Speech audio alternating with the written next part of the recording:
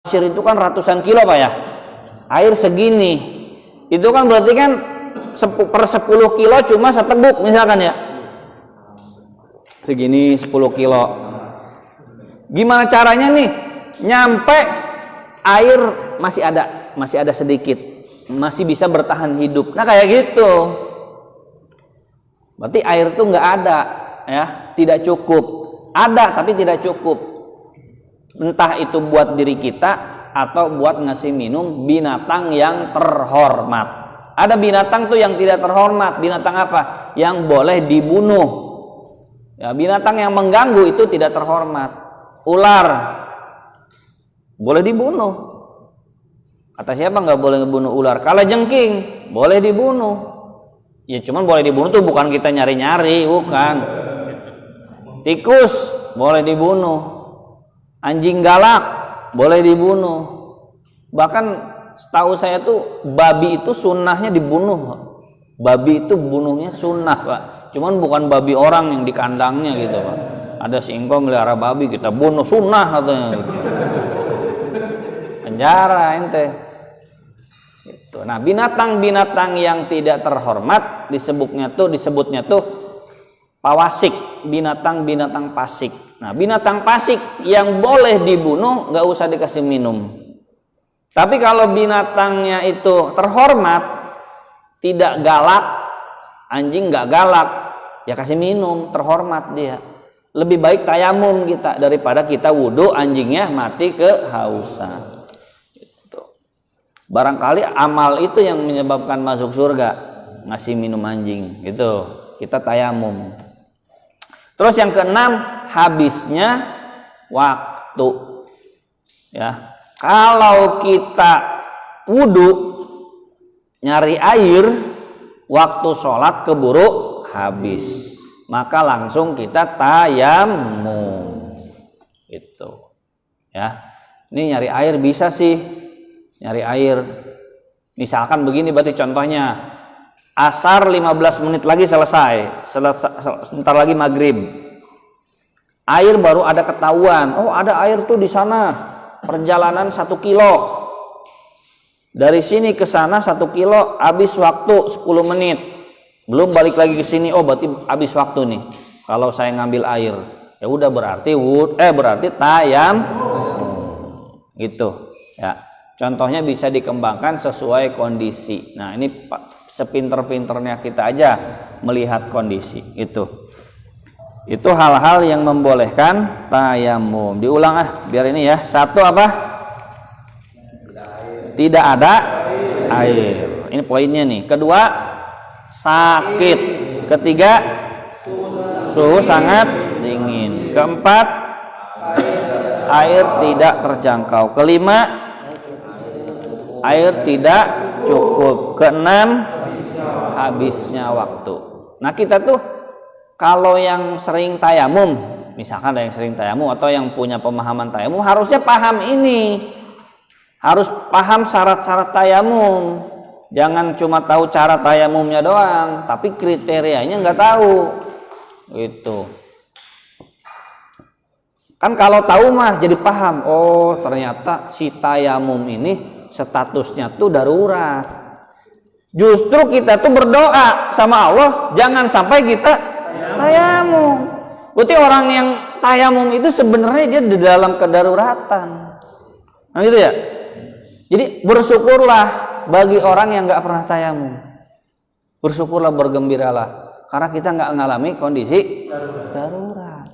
Gitu. Kita tinggal di Indonesia, yang mana hari ini air itu lebih mudah ditemukan dibanding debu. Di konteks Jakarta ya, yang semua tanah itu udah jadi beton, ya, lebih mudah nemu air. Misalkan Bapak tinggal di Pantai Indah Kapuk, misalkan gitu ya, walaupun nggak ada tampang tinggal di sana sih gitu. Di Pantai Indah Kapuk ya, itu kan perumahan elit kan, nemu tanah itu malah agak susah, harus keluar gitu. Tapi nemu air lebih cepat gitu. Di kendaraan konteks zaman ini lebih mudah nemu air apa nemu tanah? Nemu air. Jadi kondisinya harusnya dibalik. Untuk apa saya tayamum? Air mudah didapat. Ini air. Itu air itu di belakang mobil. Air aqua gelas. Jadi kita tuh ngeliat tuh air gitu. Jangan malah kebalikannya. Air nggak ada. Bukan nggak ada air, nggak ada keran ngocor gitu. Akhirnya tayamum gitu. Nah itu ya syarat-syarat tayamum. Terus yang ke halaman 34. Tanah yang bisa dipakai tayamum. Dibolehkan bertayamum menggunakan tanah yang suci dari najis dan semua tanah pada dasarnya suci. Ya, tanah yang bersih dari najis tentunya. Rumus nggak ada rumus tanah suci gimana? Selagi kita nggak tahu itu kena najis berarti suci. Gampang begitu. Itu tuh tanah tuh kan ya kita keluar kan. Suci nggak? Suci. Udah beres begitu. Jangan. Tapi barangkali itu barang siapa? Mungkin gitu kan. Bisa jadi gitu. Kan ada anjing lewat, ada babi lewat, gitu. Ada kucing kencing. Ente lihat nggak? Enggak. Ya udah suci beres. Kecuali pas diginiin bau tai kucing, ngaruh. Itu nggak usah husnujon lagi. Berarti oh bener ini bau tai kucing. Ada najis. Jadi gitu Pak. Orang was-was itu kan apa-apa serba dicurigai, itu kan, curigai najis. Apalagi kalau bertamu ke rumah yang punya bayi, wah jangan-jangan di sofanya bekas kencing, jangan-jangan di kursinya bekas kencing, jangan-jangan lantainya bekas kencing. Gini udah beres, selagi nggak tahu suci beres begitu Pak. Tanah juga begitu. Tanah yang kita tidak ketahui ada najis, tidak tercium bau, rasa, warna, aroma, suci gitu ya. Jadi tanah yang suci dan tidak akan berubah menjadi najis kecuali jika memang jelas terkena atau tercampur benda najis gitu. Maka sama kehormatan manusia juga begitu Pak. Ini kita ini semuanya terhormat selagi kita nggak tahu aib mereka, dan kita jangan nyari-nyari aib orang lain. Tapi dia jangan-jangan enggak usah. Selagi kita nggak tahu dan kita nggak mau tahu ya nggak usah nyari tahu. Berarti orang itu terhormat. Paham ya?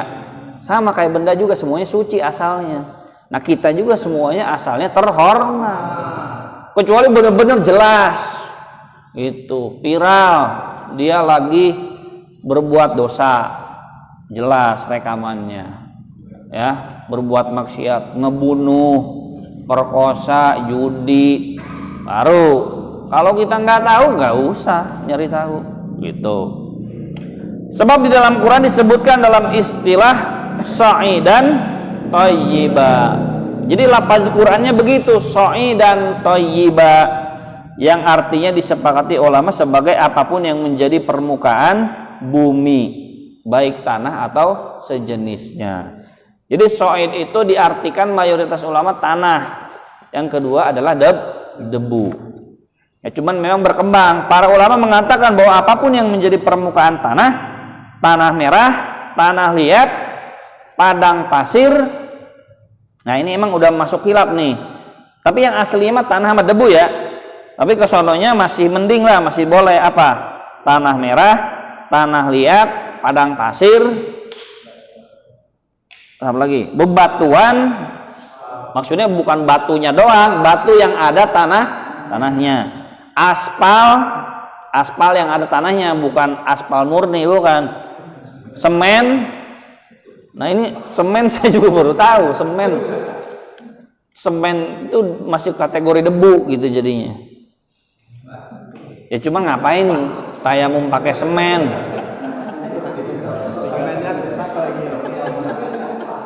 Hah? Ini saya yakin nggak salah tulis, Semen berarti masih boleh itu. Cuman nyari aman aja tanah, ngapain nyari-nyari semen? Dan segala yang termasuk dalam kategori tanah yang suci. Intinya yang masih dianggap tanah atau debu. Yang tidak boleh digunakan adalah tanah yang tidak suci. Misalnya tanah yang mengandung najis, bekas kubangan, dan tempat penampungan kotoran manusia atau hewan. Dalam mazhab Syafi'i, hewan yang halal dimakan kotorannya najis. Dalam mazhab Syafi'i. Kalau mazhab Syafi'i kan rumusnya begini. Semua yang keluar dari kubul dan dubur, baik manusia atau hewan, itu najis. Kalau Hambali kan manusia najis yang keluar dari kubul dan duburnya. Tapi kalau hewannya halal dimakan, suci. Kotoran ayam, kotoran sapi, suci. Kencing sapi, suci bagi mazhab Hambali. Gitu. Makanya ustadz-ustadz Salafi itu kompak gitu, Pak. Bilang kotoran ayam itu suci. Bukan bersih ya, suci. Ya, suci. Kok kompak itu ustadz-ustadz Salafi? Karena mereka tuh sebenarnya Hambali gitu, Pak. Kencing onta, gitu, kotoran sapi, kotor memang tapi suci karena hewannya halal dimakan. Kata mazhab Hambali. Hadisnya ada, cuman bukan kata Rasulullah. Menurut hadis yang dipahami oleh mereka. Nabi nggak ngomong, cuman dipahami. Oh, Nabi pernah sholat di kandang kambing. Namanya sholat di kandang kambing pasti ada tai kambing ya. Nabi sholat berarti suci. Hadis gak? Pakai hadis gak? Pakai.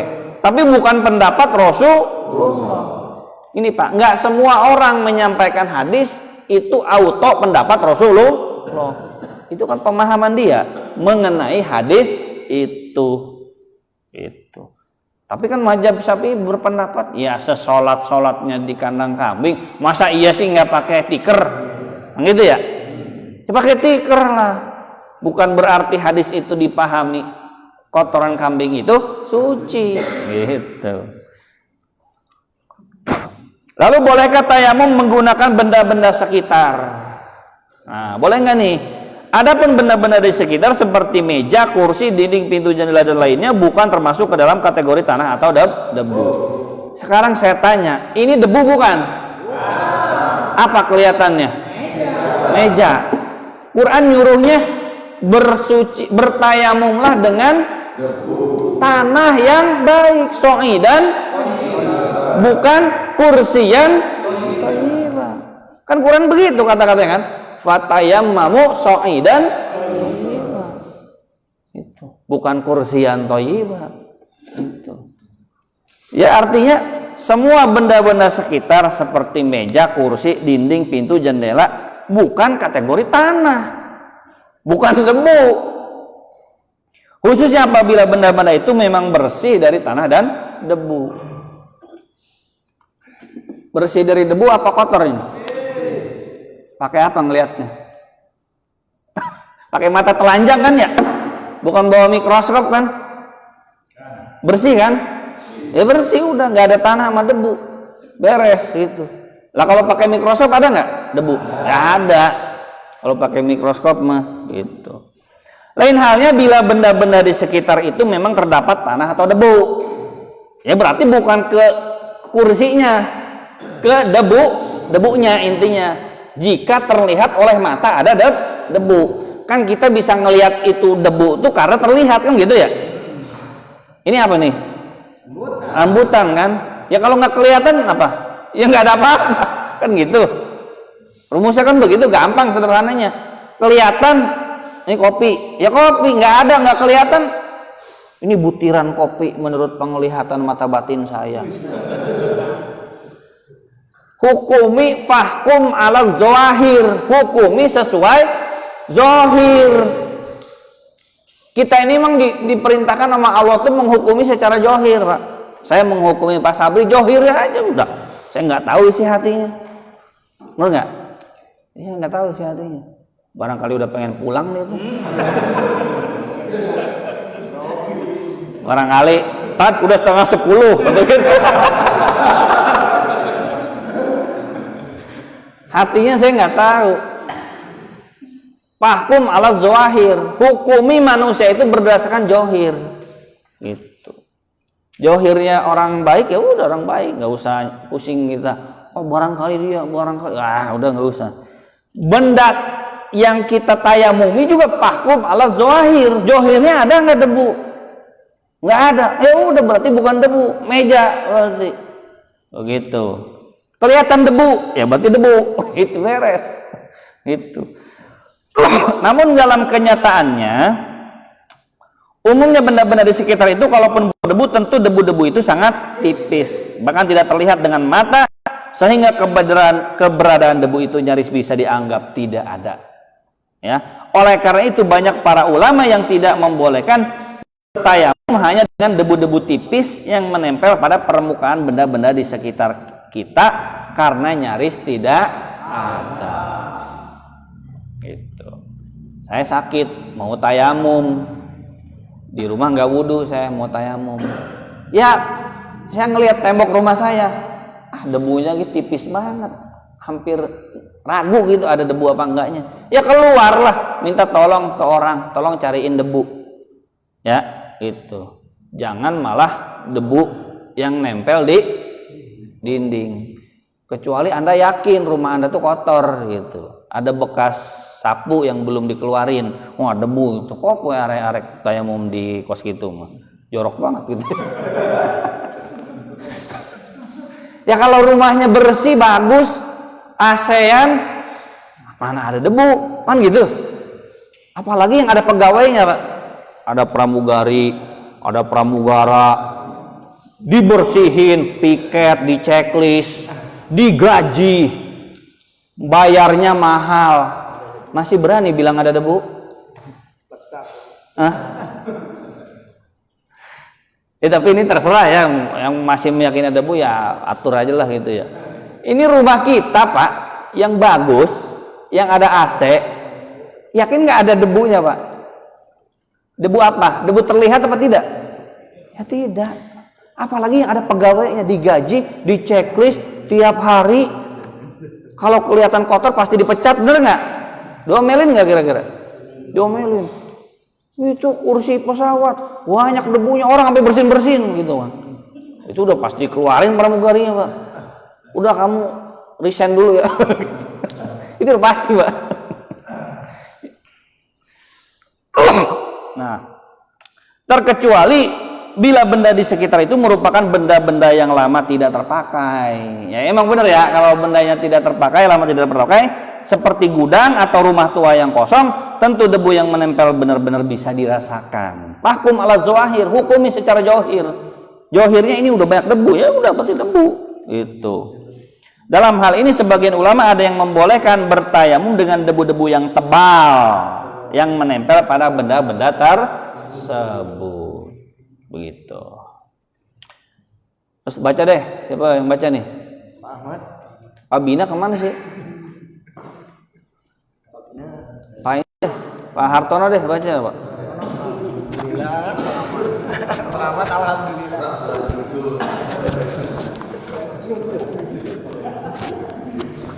Saya makan deh ya. Tayamum di atas pesawat. Bertayamum di atas pesawat terbang adalah sebuah persoalan fikih tersendiri, di mana ada banyak fatwa ulama yang berbeda-beda dalam kebolehannya. Satu pendapat yang membolehkan. Agak kencengan Pak. Oh lagi serak. Siapa dong? Pak Ahmad, ya udah Pak Ahmad. Gimana nih? Lanjut. Ya udah Pak Ahmad juga.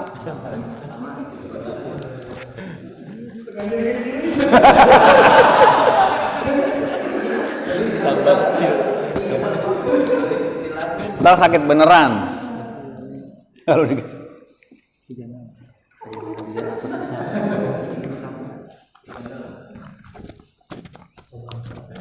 Satu, tayamum di atas pesawat. Bertayamum di atas pesawat terbang adalah sebuah persoalan fikih tersendiri, di mana ada banyak fatwa ulama yang berbeda-beda dalam kebolehannya. Satu pendapat yang membolehkan. Nah, kita nggak memungkiri Pak, memang banyak, justru memang ini yang paling banyak. banyak ustadz yang membolehkan itu. Cuman belum bisa nerima pendapat ini gitu. Logik dalil saya belum bisa menerima pendapat ini. Saya belum condong gitu.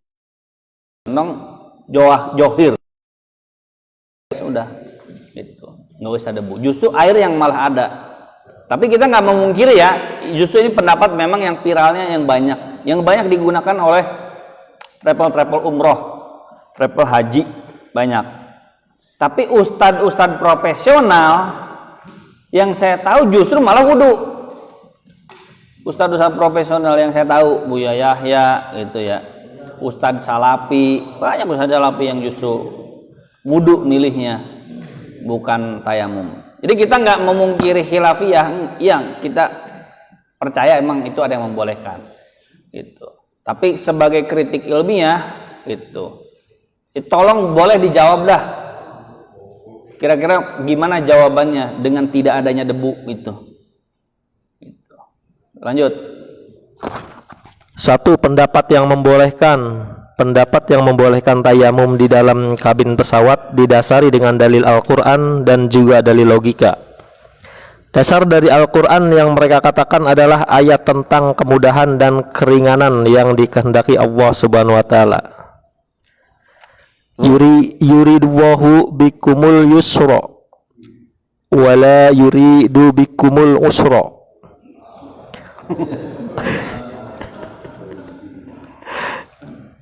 Allah menghendaki kemudahan bagimu dan tidak menghendaki kesukaran bagimu. Quran surat Al-Baqarah 185. Jadi pendapat yang membolehkan itu adalah gitu, kemudahan. Allah tidak menghendaki kesulitan bagimu, tapi menghendaki kemudahan. Terus sedangkan menurut dua dasar logika adalah mereka mengatakan bahwa ada sebagian pendapat ulama yang menyebutkan bahwa tayamum itu tidak sebatas hanya dengan tanah saja, tetapi boleh juga dengan menggunakan benda-benda yang ada di sekitar kita, seperti batu, pohon, dinding, rumah, dan lain-lainnya. Karena dalam pendapat itu, semua itu termasuk ke dalam makna bumi tempat kita berpijak. nah, betul. Masalahnya pesawat itu tidak napak bumi. Semua benda yang terhampar di bumi itu ada debunya. Karena kan dia menyatu dengan tanah kan. Nah, itu. Di tiang listrik ada debu. Kita boleh tayamum ke tiang listrik. Di kereta ada banyak debu karena kan kereta itu berpijak ke bumi, gitu kan. Nah, kalau pesawat kan tertutup rapat. Gitu. Di mobil ada debu karena mobil itu kan berpijak ke bumi kena debu gitu. Masih masuk akal gitu. Semua benda yang berpijak ke bumi gitu. Asalkan ada debunya boleh tayamum. Ada ulama yang berpendapat begitu. Cuman untuk kasus pesawat itu gitu agak lain karena dia itu mengudara. Walaupun dia lagi mendarat itu kan tertutup rapat pesawat itu, sedebu-debunya gimana sih gitu. Apalagi pesawat luas ya, mungkin debu tuh masuk di depan pintu doang kan, nggak masuk ke semuanya gitu kan. Terus lanjut. Logika kedua bahwa tayamum itu tidak sebatas dengan tanah yang kita injak saja, tetapi boleh dengan debu-debu yang menempel pada benda-benda di sekitar kita.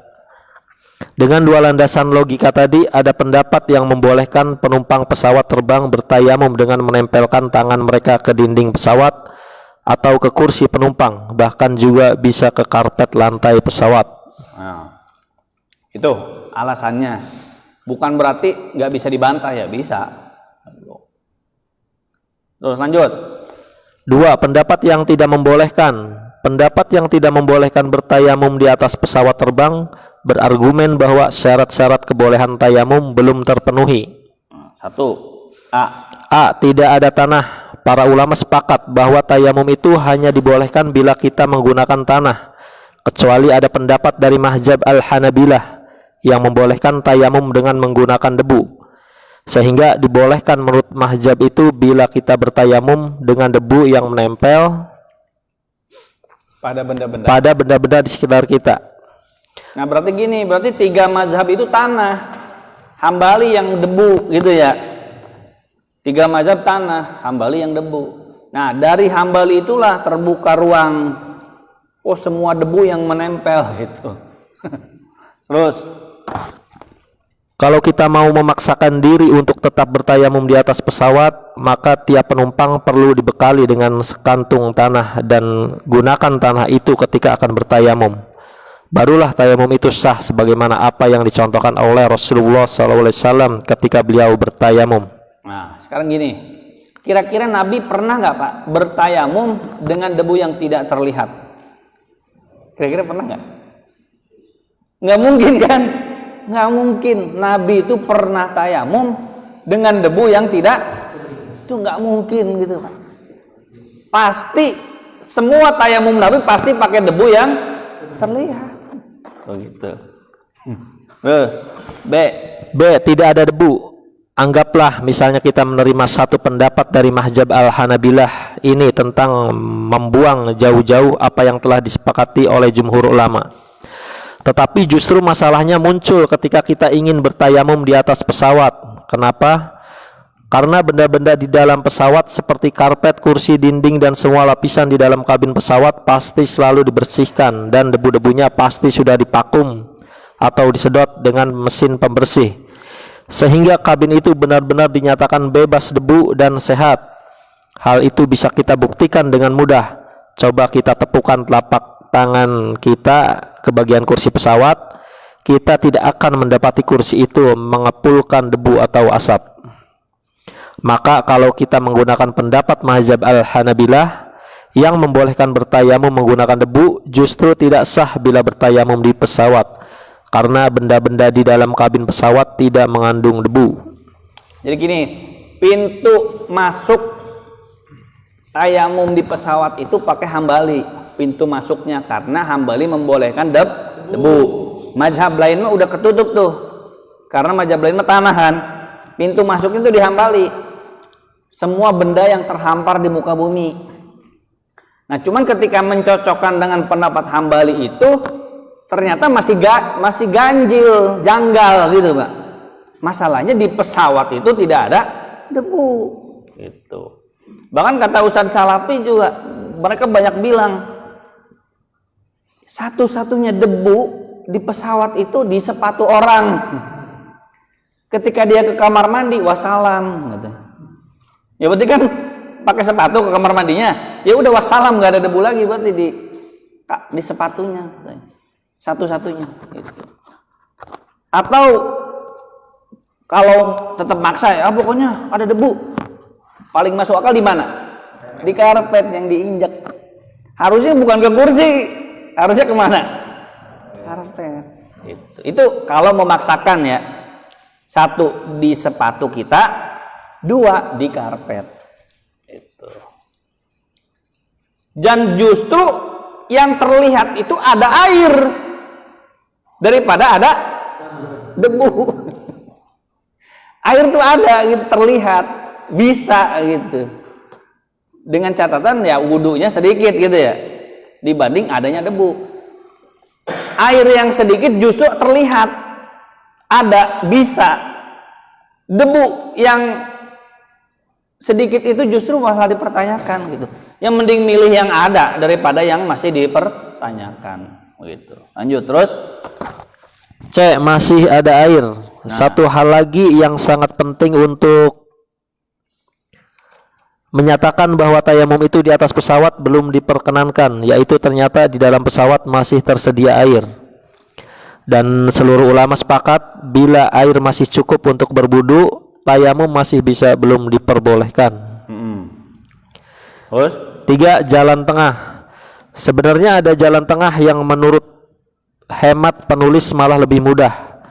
Daripada ribut-ribut tentang kebolehan bertayamum di atas pesawat, kenapa tidak berwudu saja dengan benar? Nah, memang ini pendapat memang asing lah ya. Saya akui ini kurang viral memang.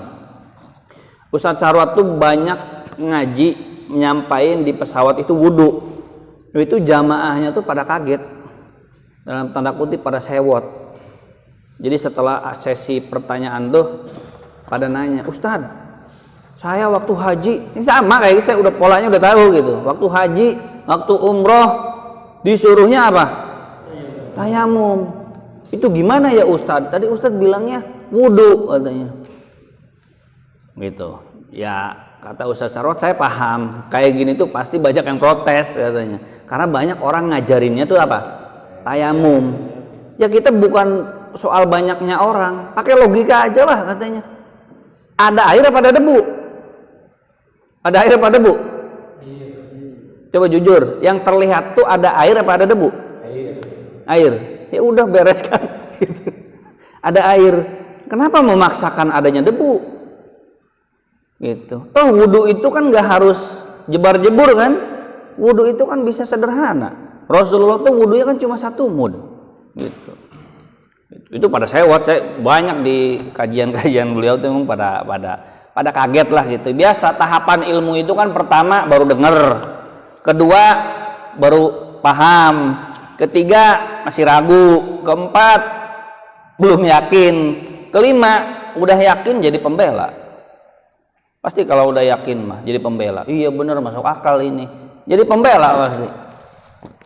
Ya wajar kan kalau baru denger kaget gitu, wajar ya, biasa kayak gitu mah gitu. Terus lanjut. Bukankah tiap pesawat terbang komersial pasti dilengkapi dengan toilet dan tiap toilet pasti dilengkapi dengan keran air? Kenapa tidak berwudu saja? Toh wudu itu tidak harus menggunakan air yang terlalu banyak. Nah, pertanyaan sederhananya, cuci tangan di pesawat boleh nggak? Boleh. Cuci tangan sederhana ya, boleh. Cuci muka boleh nggak sekali? Boleh. Cuci tangan diusap segini boleh nggak? Boleh. Terus cuci kaki boleh nggak? Boleh. Ya udah, tanya ke pramugarinya, jangan wudhu. Khawatirnya di pikiran pramugarinya wudhu itu apa? Keran ngocor gitu.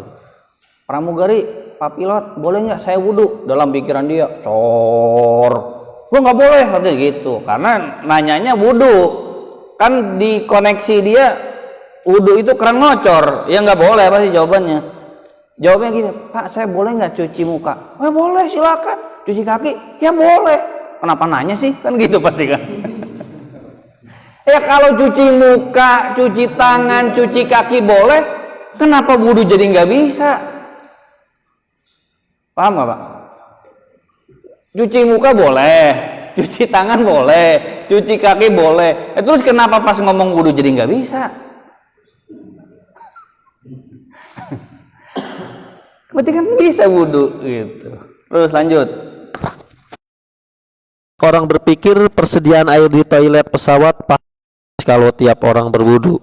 Pikiran seperti itu sebenarnya kurang tepat alasannya. Yang pertama, pesawat terbang komersial pasti sudah mempersiapkan jumlah air yang cukup baik di toilet ataupun untuk persediaan air minum. Terus? Yang kedua, sebenarnya jumlah air yang kita butuhkan untuk berwudu sangat sedikit dan hemat, khususnya bila kita merujuk kepada sunnah Rasulullah SAW. Nah, Buya Yahya di video mencontohkan wudhu segini ya. Wudhu segini kan? Sedikit Pak. Artinya bisa kita wudhu. Cuman memang kita tuh ragu, belum mengamalkan kayak gini. Terus Rasulullah SAW berwudu hanya dengan 1 mud air, sebagaimana disebutkan dalam hadis yang sahih. Karena Rasulullah,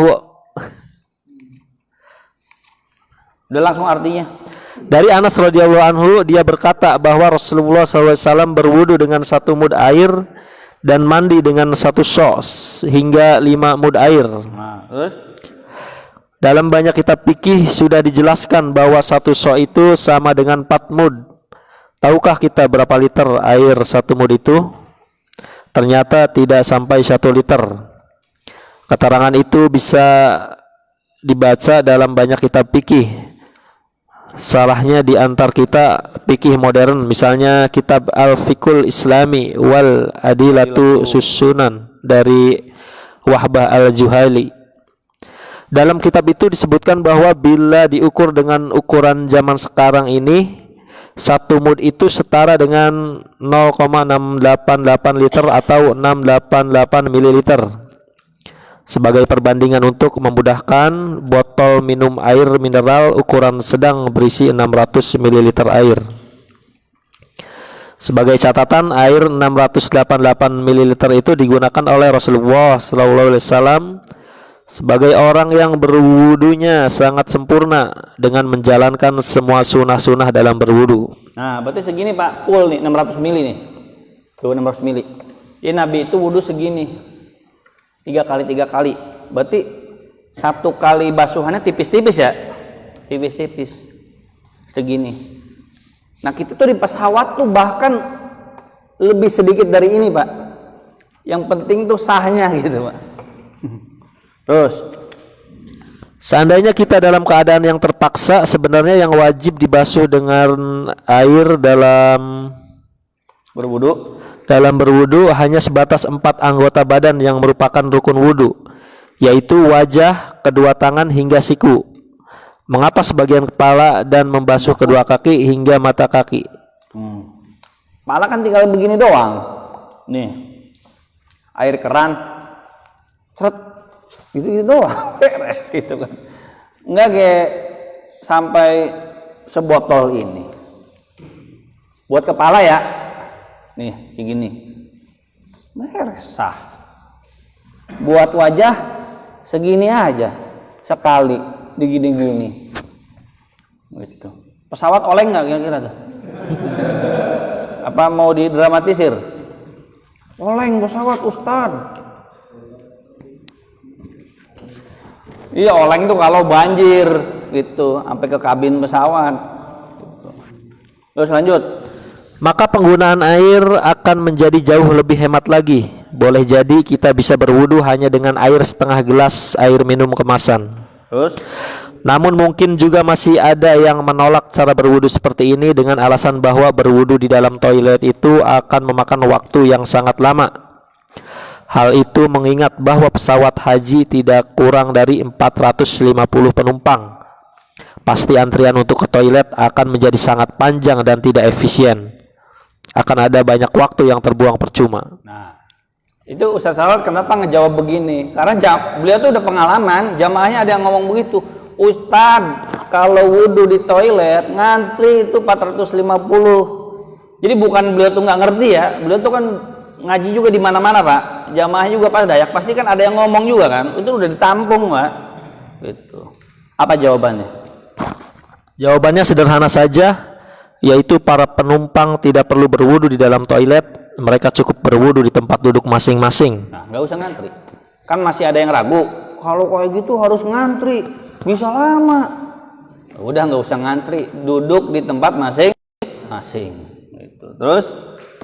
Namun masih saja ada yang menolak dengan alasan 450 jamaah haji berwudu pakai air di kursi masing-masing. Apa tidak diperhitungkan kalau air itu tumpah dan membasahi lantai atau karpet pesawat? Nah, ada aja yang nolak lagi gitu. Karena beliau udah pengalaman. Ustaz, kalau wudu di masing-masing takutnya karpet basah. Gitu. Iya, gini, saya paham begini. Memang kalau orang nggak ngerti wudu, untuk wudu segini tuh pada ragu mereka tuh, bener nggak? Nggak biasa, aneh banget wudu segini gitu kan. Akhirnya takutnya becek kan, ya udah biar gampang tayamum gitu. Ya memang untuk kalangan yang awam memang agak susah dikondisikan wudu kayak gini tuh, bener Pak, itu diakui. Apalagi yang jamaah haji kan orang kakek nenek di kampung gitu kan. Bapak ibu wudu tempat masing-masing ya, segelas, wudu segelas katanya. Itu kita boro-boro mau nerangin udah digibahin itu pas pesawat gitu kan. Udahlah tayamum aja, ribet lu. Itu paling situ karena SDM-nya, ilmunya tuh nggak nyampe, belum kaharti. Tapi kalau yang umrohnya jamaah pulpik, masa iya harus tayamum? Kalau jamaahnya santri al-bahjah, masa iya harus tayamum. Kalau jamaah salafi itu kan ngajinya rajin-rajin Pak, pasti terdidik Pak. Kalau jamaah haji memang itu latar belakang banyak macam-macam kan. Yang bawa kompor juga ada, bawa rokok gitu kan. Itu memang kalau dididik ini saya akui itu paling jawaban yang paling sakti itu tayamum yang haji itu Pak. Jawaban paling sakti itu susah ngasih tahu mereka wudu sedikit. Udah langsung aja tayamum, itu paling benar jawaban, udah jawaban pamungkas itu. Saya nggak bisa jawab kalau begitu. Iya sih paham. Kalau jamaah haji umum, tapi kalau jamaah umrohnya santri, jamaah umrohnya jamaah pengajian, masa nggak bisa dikondisikan kayak gitu? Gitu. Terus Jawabannya tetap masih ada. Jamaah haji tidak dibekali dengan botol minuman atau gelas, tetapi mereka dibekali dengan water sprayer alias penyemprot air. Bentuknya kurang lebih seperti pada gambar di samping, kecil dan mungil sehingga bisa dimasukkan ke saku, kemeja atau celana, diisi dengan air dan bila habis bisa diisi ulang. Harganya pun murah sekali. nah, airnya segitu aja, air kispray. Cuman dengan catatannya, ini belum jelas nih jelasinnya. Harus air menggenang. Coba siapa yang mau wudhu kayak gini? Pengamal coba Pak Sabri. Coba sini. Hah? Bisa. Payahnya deh, payahnya sini. Coba payahnya praktekin wudhu kayak gini sok. Bisa. Ya. Bismillahirrahmanirrahim. Saya juga belum pernah Pak ya. Saya belum pernah wudhu kayak gini. Bisa praktekin sok. Kita lihat, ini kan segini nih ya, sisanya nih. Coba, 2 berarti tangannya. Ini rukunnya doang ya, nggak usah kumur-kumur. Kalau pakai kumur-kumur, misalkan jamaahnya, kok nggak kumur-kumur? Ya udah saya nyerah, udah tayamum aja lu lah, ribet gitu. Hah? Berisik gitu kan? Begini wudhu katanya. Ya udah kayak gitu memang, itu jawaban paling sakti tayamum Mbak. Itu udah nggak bisa jawab. Nah, ini menggenang ya. Jadi gini. Sebentar sabar. Gini Pak, wudhu itu dianggap sah. Syarat minimalnya membasuh. Kan wajah itu membasuh ya. Disebut membasuh itu ada air mengalir, menetes. Netesnya minimal 2 tetes. 2 tetes kan nggak akan membasahi pesawat Pak. Ke baju kita juga cepat kering kan, gitu. Nah airnya menggenang. Kalau disemprot, ada titik-titik air loh. Nah itu kalau diusap, membasuh apa ngusap? Ngusap. Perintah Qur'annya wajah apa? Membasuh. Berarti kalau diusap sah nggak wudunya? Itu. Nah syarat dianggap mencuci, membasuh, airnya menggenang. Gitu. Ini menggenang nih Pak. Enggak jadi lagi. Ini contoh ini ya, bentar. Ini contoh mengusap nih ya, contoh mengusap nih, contoh mengusap. Tok sini. Nah ini namanya mengusap kayak gini Pak, bukan membasuh, karena nggak ada air menggenang, paham ya? Nah kispray kalau kayak gini, diusap kayak gini itu nggak sah. Itu yang dikritik sama Ustadz Aswaja, Wahabi katanya bikin ajaran baru aja wudhu kayak gitu katanya. Masa wudhu pakai spray nggak dibasuh katanya, itu mah namanya mengusap, bukan pagsilu wujuhakum katanya. Itu bid'ah katanya. Ngomong ke orang lain bid'ah, dia ngajarin bid'ah katanya gitu. Ustadz aja kita. Sekarang wudhu beneran. Bismillahirrahmanirrahim, menggenang. Nah itu menggenang loh, segitu. Sok wudhu, Bismillahirrahmanirrahim. Terus yang rata tuh. udah rata. Kalau Buya Yahya pakai fikih Syafi'i, kalau udah lepas dari wajah mustakmal. Kalau fikih Syafi'i Buya Yahya, makanya ketika ngusap gak boleh lepas dari wajah. Terus tempelin terus ya sampai merata. Nah, sekarang tangan. Tuh.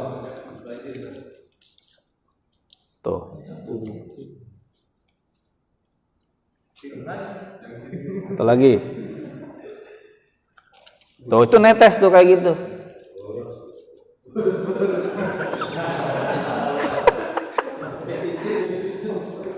Nah, ini baru mengusap kayak gini. Ya tetap airnya jangan air bekas. Nah. Itu enggak.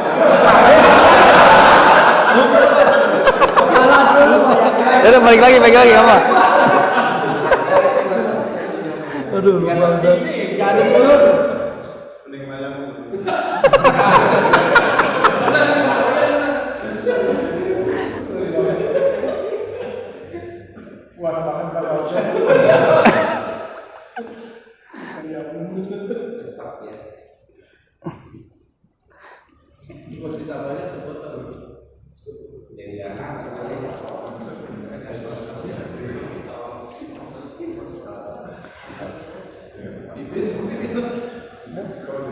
Dah itu sah wudu udah.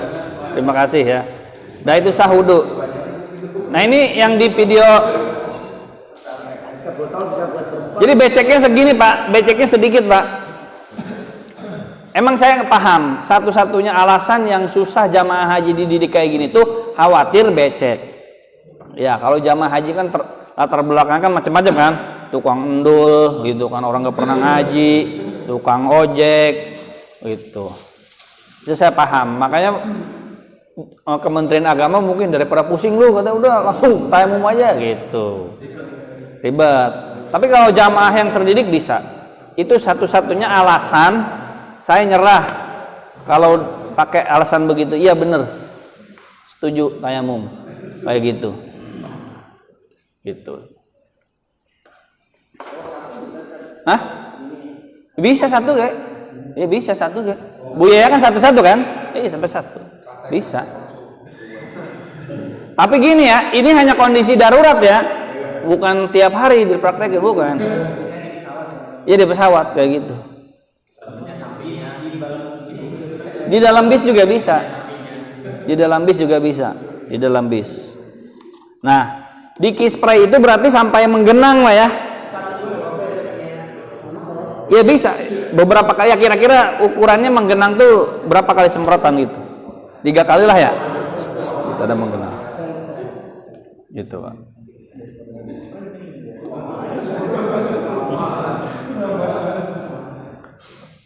Lanjut baca lagi. Kerja sprayer ini adalah menyemprotkan titik-titik air ke seluruh anggota yang menjadi rukun wudu, seperti wajah, tangan, kepala, dan kaki.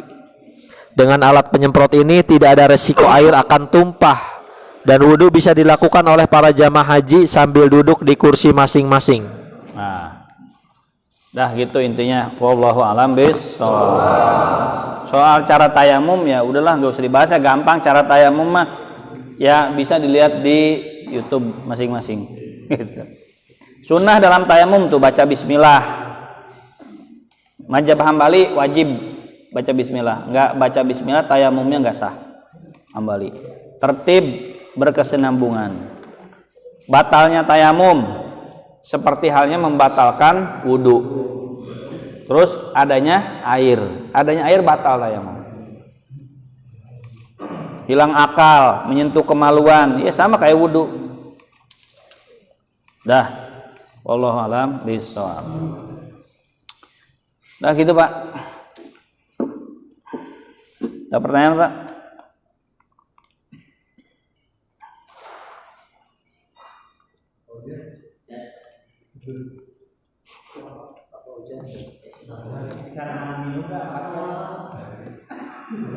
Berarti sebotol bisa buat berempat itu Pak. Saya mau bisa pakai bodi semua. Apa pertanyaan? Tanya.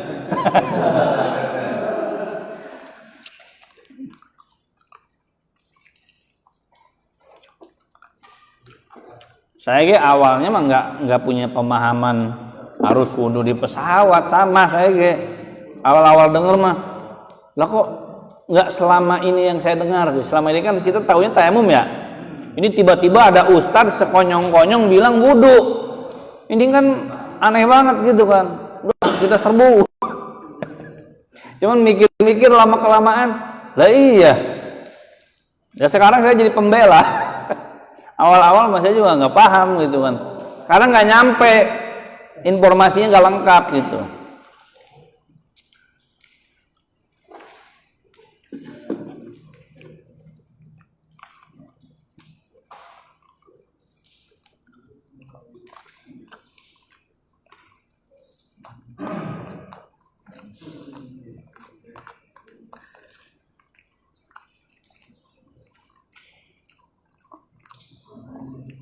Apalagi waktu tawaf. Waktu tawaf kan bisa tayamum, bisa wudu kan ya? Bisa wudu. Waktu tawaf tuh. Gitu. Bisa wudu, itu bukan malah tayamum. Kalau tayamum mana tanahnya? Nggak ada kan? Sampai di pundak orang coba. Sampai memahami tayamum di pundak orang.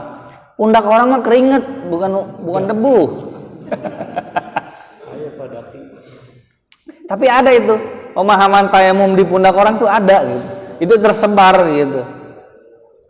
Padahal pundak orang tuh kira-kira yang kita lihat kan bukan debu ya, keringet. Lagian songong banget pundak orang nggak pakai tayamum. Wudu ada. Dan di situ ada ini nggak? Ada WC nggak? Ada, toilet ada. Kalau wudu ribet ke WC, di situ bisa. Waktu tawaf berhenti. Saya nggak tahu teknisnya ya. Bisa ya? Padan minggir ya, sebentar ya. Wudu, gitu. Hah? Tuh. Memang Hanafi mah tanpa wudu tawaf sah. Hanafi. Cuman dosa.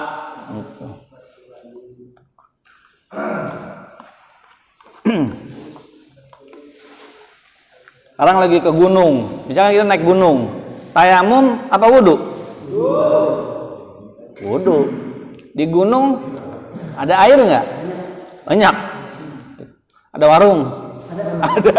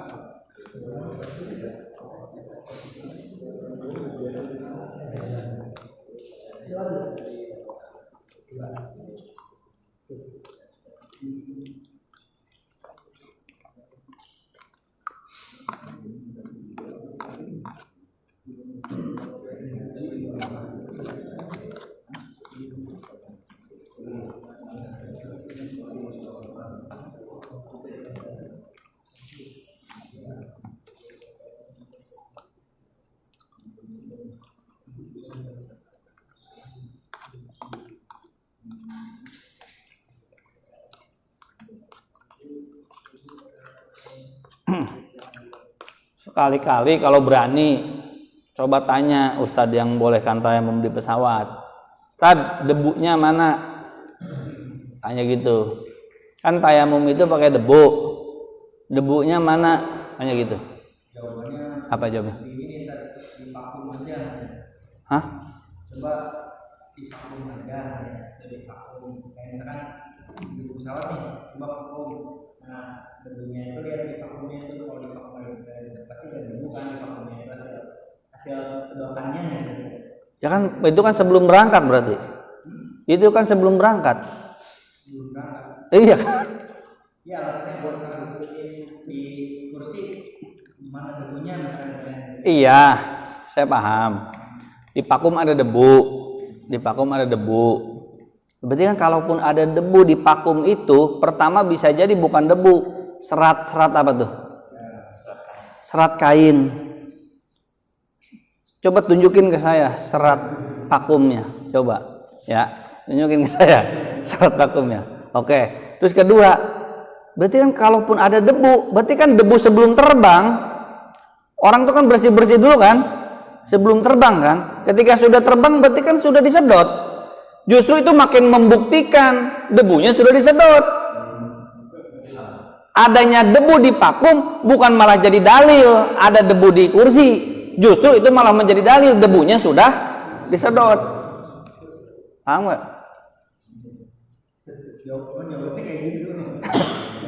Ya cuman kan kita kan nggak mungkin waktu umroh malah debat gitu kan. Maksud saya begini, justru ketika di vakum ada debu itu malah menunjukkan sebagai makalah bukti penguat bahwa di kursi sudah tidak ada debu karena sudah disedot kan gitu. Apalagi itu ada indikasi serat kain itu tuh, bukan debu gitu.